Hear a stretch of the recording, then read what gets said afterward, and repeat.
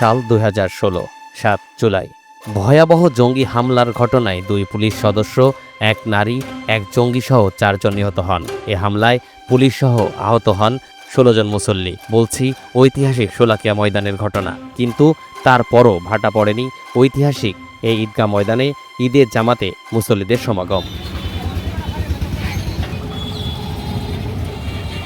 ঈদুল আজহার জামাতের জন্য প্রস্তুত উপমহাদেশের প্রাচীন ও সবচেয়ে বড় কিশোরগঞ্জের ঐতিহাসিক শোলাকিয়া ঈদগাহ ময়দান। এবার ঈদুল আজহার জামাত অনুষ্ঠিত হবে সকাল 9টায়। এর মধ্য দিয়ে ঈদুল আজহার 198তম জামাত হবে এ মাঠে। জামাতে ইমামতি করবেন কিশোরগঞ্জ শহরের বড়বাজার মসজিদের খতিব মুফতি আবুল খায়ের মোহাম্মদ সাইফুল্লাহ। ইতোমধ্যে নামাজের জন্য প্রস্তুত ঈদগাহ ময়দানটি। পরিদর্শন শেষে এমনটাই জানালেন ঈদগাহ ময়দান পরিচালনা কমিটির সভাপতি ও কিশোরগঞ্জ জেলা প্রশাসক ফৌজিয়া খান। এখানে 4টি ওয়াচ টাওয়ারের ব্যবস্থা করা হয়েছে। তার 3টিতে থাকবে বাংলাদেশ পুলিশ কিশোরগঞ্জ এবং 1টি র্যাব। নিরাপত্তার ক্ষেত্রে নিরাপত্তার জন্য আমাদের প্রয়োজনীয় সংখ্যক পুলিশ, র্যাব, বিজিবি এবং অন্যান্য আইনশৃঙ্খলা বাহিনী যারা আছেন তাদেরকে চিঠি দেওয়া হয়েছে। তারা যথাসময়ে এসে এই মাঠের নিরাপত্তা নিশ্চিত করবে। নিশ্চিত নিরাপত্তার ব্যবস্থা রাখা হয়েছে।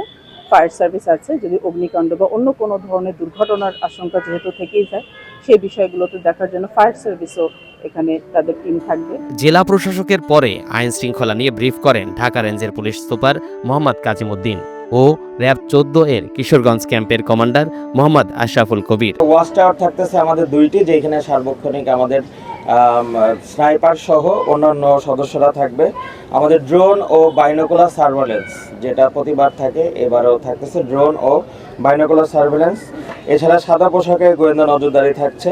এই সমগ্র মাঠ এবং আশপাশ এলাকাকে 7টি স্তরে 7টি সেক্টরে বিভক্ত করে 4টি নিরাপত্তা বলয় তৈরি করেছে, যার মধ্যে থাকবে পোশাকে, সাদা পোশাকে জেলা পুলিশের গোয়েন্দা শাখা এবং ট্রাফিক পুলিশ।